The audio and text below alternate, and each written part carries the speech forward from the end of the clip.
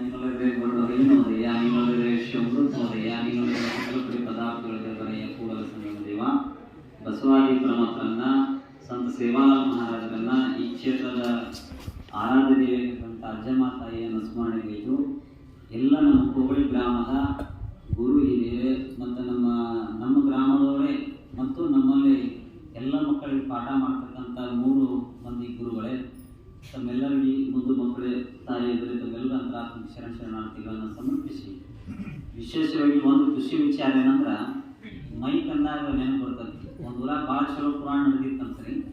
ಭಾಳ ಚಲೋ ಪುರಾಣ ಅಂದಾಗ ಮೈಕ್ ಹೆಂಗೆ ಪರ್ಪರ ಅಂತಲ್ರಿ, ಅಂತ ಪರ್ಪರ ಅಂತಿತ್ತಂತ. ಅದು ಹೂ ಅಂದಲ್ಲಿ ಹೋಗಿತ್ತಂತ, ತ ಅಂದಲ್ಲಿ ಬಂದಿತ್ತಂತ. ನಾಳೆ ಎಲ್ಲರೂ ನೀವು ಪುರಾಣ ಬಂದಾಗ ಉತ್ತತ್ತಿ ತಗೊಂಬರಿ ಅಂತ ಸ್ವಾಮಿಗಳು ಹೇಳಿತ್ತಂತ. ಏನಂತಿದ್ರಿ ಇವರು?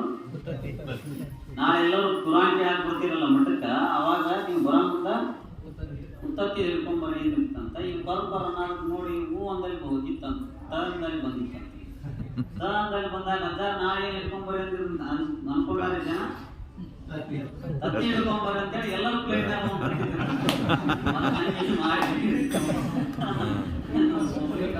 ಮಾಡೋದಿಲ್ಲ. ಹಂಗಾಗಿ ನನಗೆ ಆರೋಗ್ಯ ಸರಿ ಇಲ್ಲದೂ ಕೂಡ ನಾನು ಮಗ ಕೇಳಂತಿದ್ದೆ ನೋಡ್ರಿ. ಮನುಷ್ಯನ ಚಿತ್ತ, ಒಮ್ಮೆ ಮನುಷ್ಯನ ಚಿತ್ತ ಇದ್ದಲ್ಲಿ ಆ ಚಿತ್ತ ಇಮೋಷನೆ ಮತ್ತು ತನ್ನಲ್ಲಿ ಇರ್ಲಿಲ್ಲ ಅಂದ್ರೆ ಏನಾದ್ರೂ ಹೇಳಕ್ ಸ್ಟಾರ್ಟ್ ಮಾಡ್ತೀವಿ.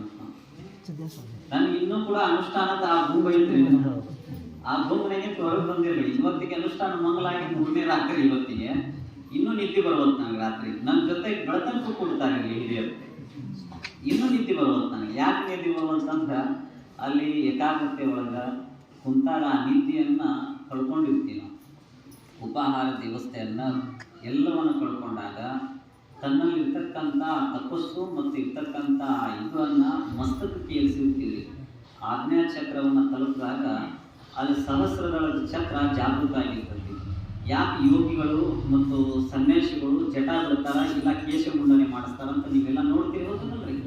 ಎಲ್ಲ ನೋಡಿದ್ರಲ್ಲ ಸ್ವಾಮಿಗಳು ಹೆಂಗಿರ್ತಾರ್ರಿ. ಸ್ವಾಮಿಗಳು ಇದ್ರಂದ್ರ ಒಂದು ಜಟ ಬಿಡ್ತಾರೆ, ಜಟಾಧಾರಿಗಳು ಇರ್ತಾರೆ. ಇಲ್ಲ ಅಂದ್ರೆ ಕೇಶ ಮುಂಡನೆ ಮಾಡಿಸ್ತಾರ. ಅವ್ರು ಕೇಶ ಮುಂಡನೆ ಅಂದ್ರೆ ಪೂರ್ತಿ ತೆಗಿಬೇಕು, ಇದನ್ನು ತೆಗಿಬೇಕಿದ್ರೆ. ಯಾಕೆ ತೆಗಿಬೇಕಂದ್ರ ನಿಮ್ಮಂಗೆ ಯಾಕೆ ಇರಂಗಿಲ್ಲ ಅಂದ್ರ ಸ್ವಾಮಿಗಳ ಆಜ್ಞಾ ಚಕ್ರ ಯಾವತ್ತೂ ಜಾಗೃತವಾಗಿರ್ತದೆ. ಜಾಗೃತವಾಗಿ ಇದ್ದಿದ್ದಕ್ಕೆ ಅದಕ್ಕೆ ಭಸ್ಮ ಧಾರಣೆಯನ್ನ, ಅದಕ್ಕೆ ಲಿಂಗ ಧಾರಣೆಯನ್ನ ನಾವು ಲಿಂಗ ಪೂಜೆ ಮಾಡ್ಕೋವಾಗ ಹೇಳ್ತೀವಿ. ಗುರುಪಾದೋದಕ, ಲಿಂಗ ಪಾದೋದಕ, ಜಂಗಮ ಪಾದೋದಕ. ಗುರುಪಾದೋದಿಂದ ಪ್ರಾರಂಭ ಕರ್ಮಾಸ್ತಿ, ಲಿಂಗ ಪಾದದಿಂದ ಆಗಾಮಿ ಕರ್ಮಾಸ್ತಿ, ಜಂಗಮ ಪಾದದಿಂದ ಸಂಚಿತ ಕರ್ಮಾಸ್ತಿ. ವಿರೋಧಕ ಸಕಲ ಕರ್ಮಾಸ್ತಿ. ಕರುಣಜಲ, ವಿನಯಜಲ, ಸಮತಾಜಲ ಅಂತ ಏನಂತಾರ್ರಿ? ಕರುಣಜಲ, ವಿನಯಜಲ, ಸಮತಾಜಲ. ಆ ಪಾದೋದಕ ತಗೊಂಡ ಮುಂದ ಆ ಜಂಗಮರ ಪಾದೋದಕ, ಲಿಂಗನ ಪಾದೋದಕ, ಇಷ್ಟ ಲಿಂಗ. ಇಷ್ಟ ಅಂತ ಯಾಕೆ ಹೇಳ್ತಾರ ಅಂದ್ರೆ ಲಿಂಗ ಇರೋದು ಪರಮಾತ್ಮನೋ ದೊಡ್ಡಾಗನಿಲ್ಲ, ಈ ಭೂಮಿ ಅಷ್ಟು ದೊಡ್ಡಾಗನಿಲ್ಲ ಪರಮಾತ್ಮ. ಪರಮಾತ್ಮ ಏಟ್ ಅದಾನಂದ್ರ ಈ ಅಂಗುಷ್ಟಿ ಎಷ್ಟೇ ಅದಾನಂತ್ರಿ. ಅಂಗುಷ್ಟಿ ಎಷ್ಟಿತ್ತು ನೋಡ್ರಿ, ಇಷ್ಟ ಐತೆ ಅಂತನಲ್ರಿ ಇದು. ಈ ಅಂಗುಷ್ಟಿ ಎಷ್ಟ ಲಿಂಗ ಬೀಳ್ತಾನಂತ. ಹಂಗಾಗಿ ಆ ಲಿಂಗಪ್ಪನನ್ನ ಸ್ಮರಣೆಗೆ ಇರ್ಬೇಕು ನಾವು. ಅವಾಗ ಆ ಗುರು ಪಾದೋದಕವನ್ನು ತಗೋಬೇಕಾರ ಮನುಷ್ಯ ಮೋಕ್ಷಕ್ಕೆ ಹೊಂದುತ್ತಾನ. ಹೆಂಗ್ ಮೋಕ್ಷಕ್ಕೆ ಹೊಂದುತ್ತಾನ? ನಾನು ಪದೇ ಹೇಳ್ತಾ ಇರ್ತ, ಹರ ಪೂಜೆ, ಗುರು ಸೇವೆ, ವರ ಪುಣ್ಯವಿಲ್ಲದೆ ವರದೇ ಸುಖ ಭೋಗ ದೊರಕುದಂತೆ ಆತ್ಮ.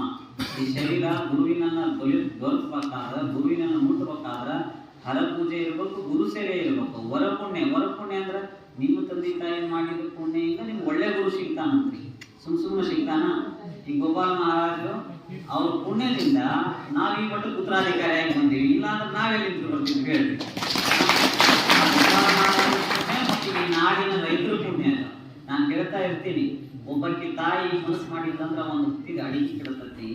ಒಂದು ತಾಯಿ ಮನಸ್ಸು ಮಾಡಿಲ್ಲಂದ್ರ ಒಂದು ಹೊತ್ತಿನ ಅಡಿಗೆ ಕೆಡತತಿ. ಒಬ್ಬ ರೈತ ಮೈ ಮರೆತು ಕೂತಂದ್ರೆ 1 ವರ್ಷದ ಪೀಕ್ ಕೆಡತತಿ. ಒಬ್ಬ ರೈತ 1 ವರ್ಷದ ಮೈ ಮರೆತು ಕೂತಂದ್ರೆ 1 ವರ್ಷದ ಪೀಕ್ ಕೆಡತತಿ. ಏನಾದ್ರೂ ಈ ದೇಶ ಕಾಯಂತ ವೀರ ಯೋಧ ಮೈ ಮರೆತು ಕೂತ ಇಡೀ ದೇಶನ ಸುಖ ಹೋಗ್ತತಿ ಅಂತ ಹೇಳ್ತೀನಿ.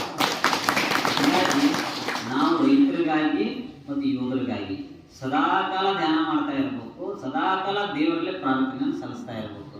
ಅವು ನಾವು ಸ್ವಾಮಿಯಾಗಿ ಅಷ್ಟ ಮಾಡೋದಲ್ಲ, ನೀವು ರೈತರಾಗಿ ಕೂಡ ಮಾಡಬೇಕು, ಎಲ್ಲ ಮಠದ ಭಕ್ತರಾಗಿ ಕೂಡ ಮಾಡಬೇಕು. ಎಲ್ಲ ತಮ್ಮ ಇದರಲ್ಲಿ ತಾವು ಇರ್ತೀರಿ.